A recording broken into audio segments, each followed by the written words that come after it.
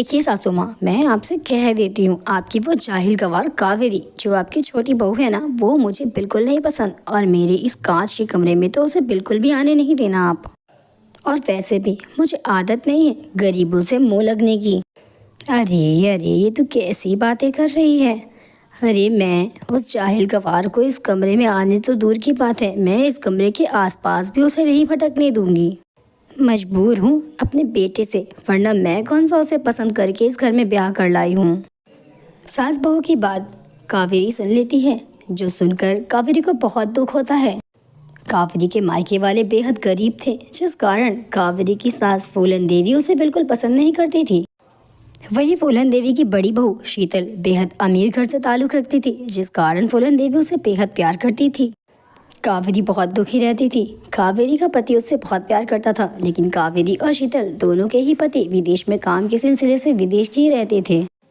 और कावेरी बहुत सीधी सादी थी, उसने कभी अपने पति से अपनी सास की या अपनी जेठानी की शिकायत भी नहीं की, जिस कारण कावेरी का पति इन सारी बातों से अनजान रहता था।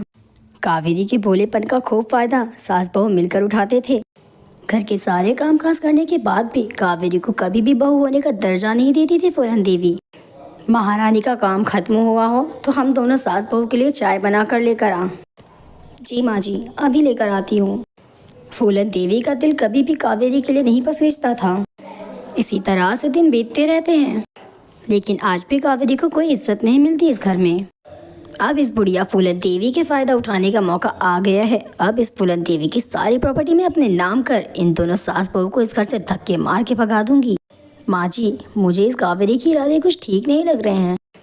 हमारे इतने जुल्म सितम के बाद भी ये कावेरी चुप है, इसका मतलब कहीं ये तो नहीं कि ये सारी प्रॉपर्टी धोखे से अपने नाम करना चाहती हो। वैसे भी इन गरीबों का कोई भरोसा नहीं होता माँ जी। शीतल ने फूलन देवी को कावेरी के खिलाफ खूब भड़काया।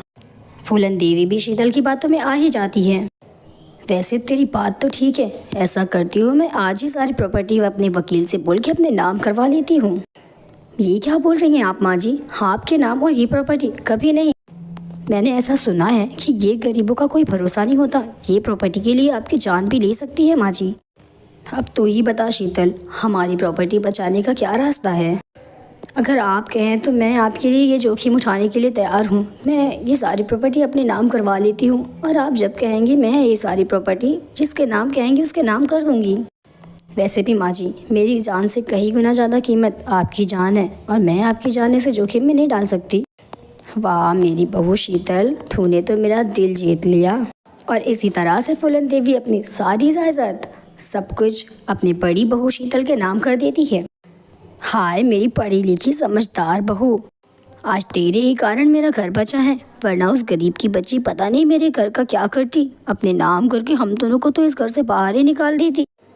वैसे घर से तो तुझे अभी भी जाना ही होगा, बस फ़र्क इतना होगा कि तेरे साथ तेरी बड़ी बहू नहीं, तेरे साथ तेरी छोटी बहू जाएगी इस घर से। ये क्या बोल रही हो बहू तुम? जो तो सुन रही है ना, मैं वही बोल रही हूँ। अरे बेवकूफ़, अभी भी तुझे समझ नहीं आया? ये सब मेरी चाल थी। ये सारी प्रॉपर्टी अपने नाम कर तुम दोनों सास बहू को इस घर से धक्के मार के बाहर निकालने की चाल थी मेरी ये। तुझे क्या लगा मैं इतने दिनों से तुझे पसंद करती थी? नहीं, मैं तुझे झेलती थी, मेरी मजबूरी थी तुझे झेलना। ये आप किस तरह से बात कर रही हैं माँ जी से? भले ही मैंने अपने लिए कभी अपनी ज़बान नहीं खोली है, लेकिन अगर आप इस तरह से मेरी माँ जी से बात करेंगी ना, तो मैं अपने हाथ भी उठाने पर मजबूर हो जाऊँगी। तू और मुझ पर हाथ उठाएगी? तुम दोनों की औकात नहीं इस घर में खड़े होने की। अब ये घर मेरा है। इतना बोलकर शीतल अपने सास और देवरानी के मुंह पर दरवाज़ा बंद कर लेती है।